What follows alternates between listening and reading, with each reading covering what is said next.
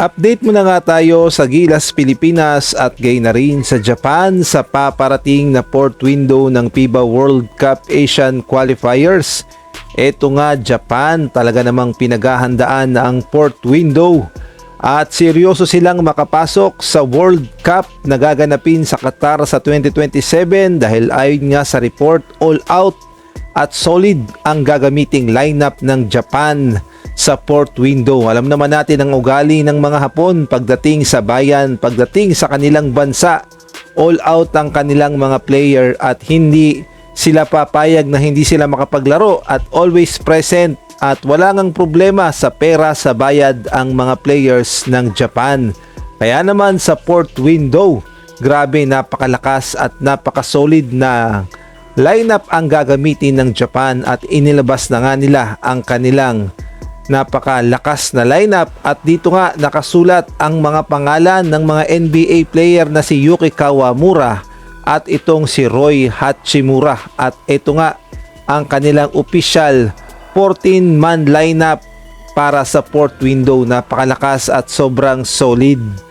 At kabilang nga sa 14-man lineup nila ang kanilang naturalized syempre itong si Josh Hawkinson na may height na 6'10", ang dating ex-NBA player na si Yuta Watanabe na may height na 6'9", si Hugo Watanabe na may height na 6'9", at ito ang active NBA player nila sa Lakers na si Rui Hachimura na may height na 6'8", at si Akira Jacobs na may height na 6'7", si Yuho Kawashima na may height na 6'7", si Hoki Taka Yoshi na may height na 6'5", at si Yudai Baba na may height na 6'5", at gayon na rin itong si Yudai Nishida na may height na 6'2", at si Keisei Tominaga na may height na 6'2", si Ryusei Sasaki na may height na 5'10", syempre si Yuki Kawamura ng Chicago Bulls na may height na 5'8", at si Takumi Saito na may height na 5'7", at ang panghuli si Yuki Togashi na may height na 5'6". Sila nga ang bubuo ng 14-man lineup ng Japan para sa fourth window at grabe, solid ang kanilang lineup dahil sa kanilang mga active NBA player. Samantalang ang atin namang Gilas Pilipinas, anong nangyari? Pahirapan pa sa pagkuha ng mga players sa fourth window. Ito nga si Coach Tim Cone, nagbabaka sakali pang makapaglaro. Itong si QMB at gayon na rin si Kai Soto. At ay na rin nga yan sa report ng pass break. Parang nagmamakaawa na nga itong si Coach Tim Cone na maglaro sila Kai at QMB dahil kailangan sila ng Gilas sa fourth window. Tapos sumabay pa itong si Mike Phillips na hindi rin maglalaro sa fourth window.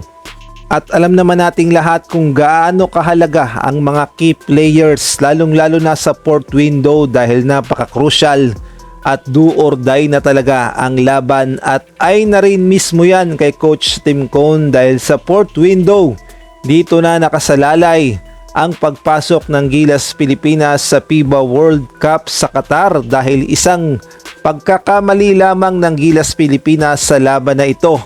Goodbye na talaga tayo sa World Cup dahil must-win situation at kailangang maipanalo ng Gilas Pilipinas ang laban. Lalong-lalo na dito sa August 30, una nilang makakaharap ang kupunan ng Iran.